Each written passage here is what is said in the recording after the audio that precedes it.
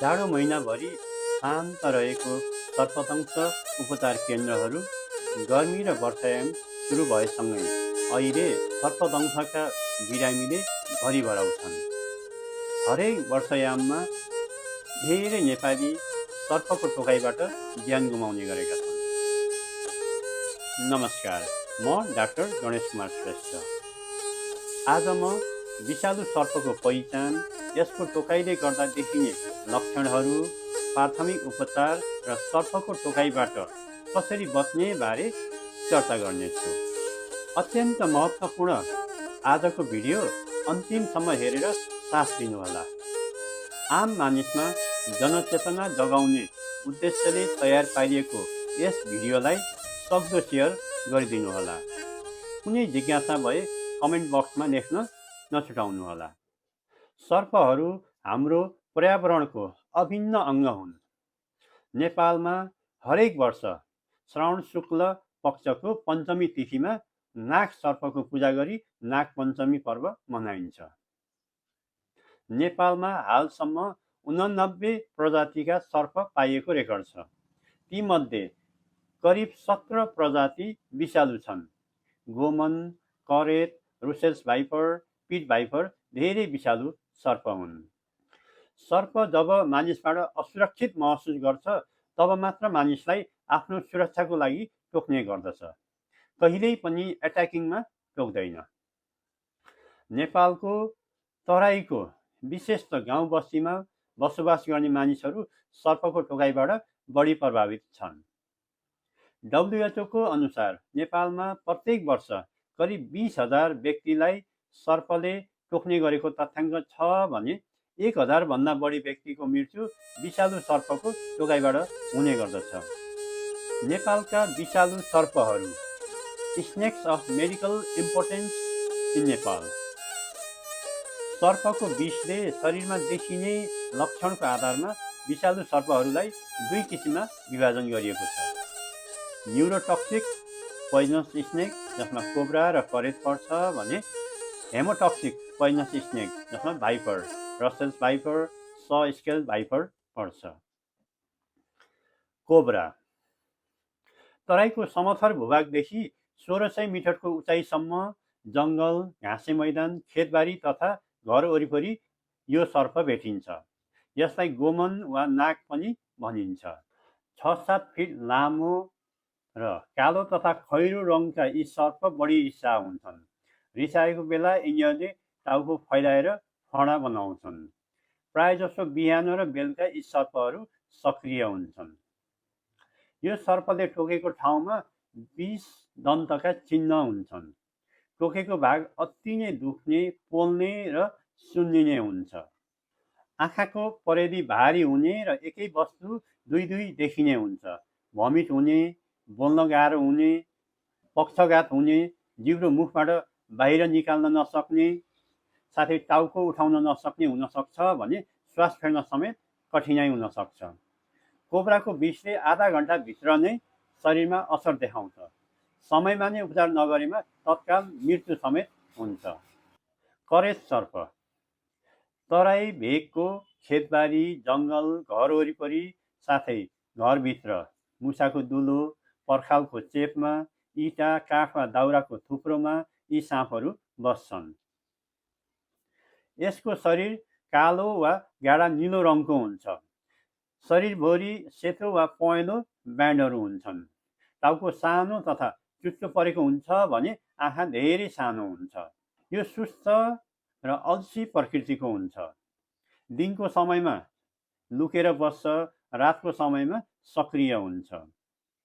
करेत सर्पले रातको समयमा मुसा वा अन्य अविषालु सर्पको शिकार गर्ने क्रममा मानिसको घरमा पस्ने गर्दछ। रातको समयमा वा मानिस निदाएको बेलामा डस्ने गर्दछ। करेतले टोकेको ठाउँमा न त दाग हुन्छ, न दुख्छ, न त रगत नै आउँछ। यसको विष बिस्तारै शरीरमा फैलिने हुँदा तुलनात्मक रूपमा अन्य विषालु सर्पभन्दा करेत सर्प अलि बढी खतरनाक हुन्छ। कोब्रा जस्तै करेतको विष पनि न्युरोटक्सिक हुन्छ, जसले स्नायु प्रणालीलाई असर गर्छ। विषको असरले मांसपेशी कमजोर बनाउने, श्वास प्रश्वासमा समस्या ल्याउने, बोल्न, हेर्न वा निल्न गाह्रो हुन्छ। करेन्टले टोकेको धेरै मानिसलाई पेट दुख्ने समस्या हुन्छ।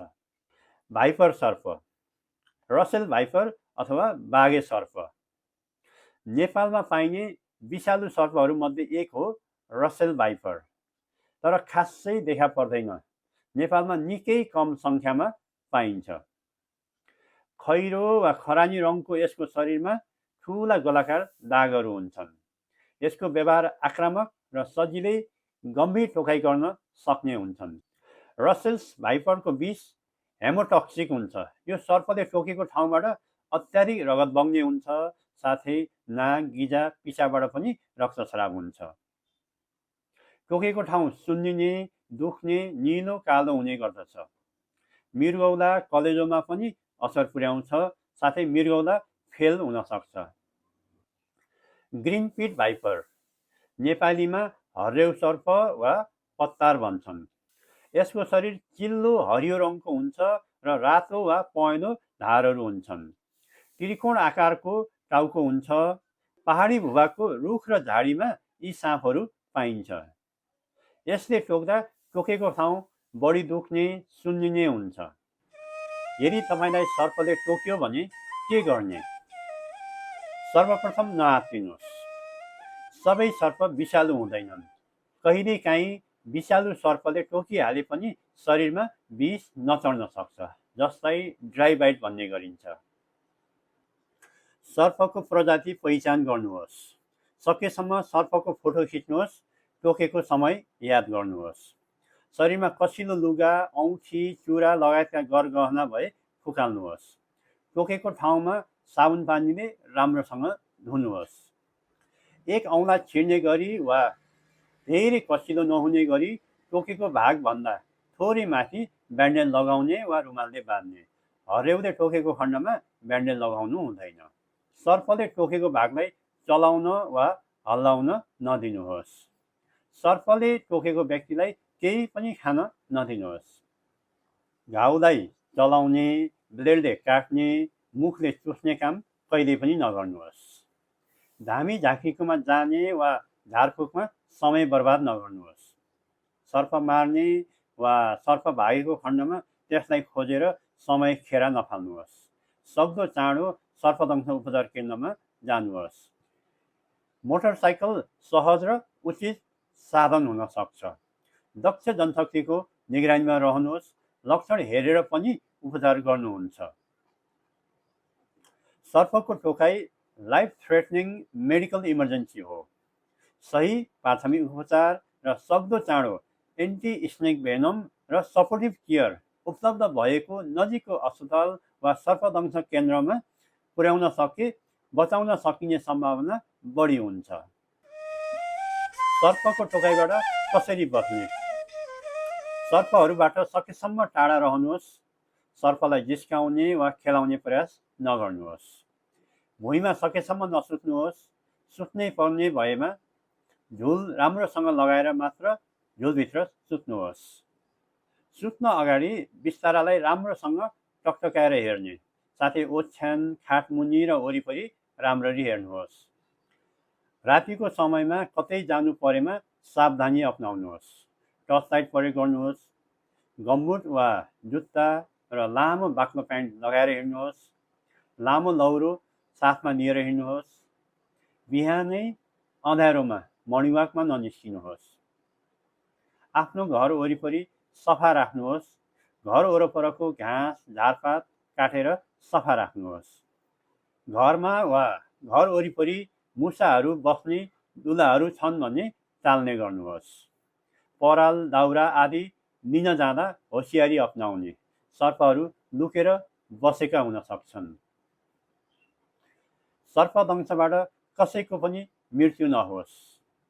सर्पदंशबाट सुरक्षित रहनुहोस्। धन्यवाद। आयुष्मान भव।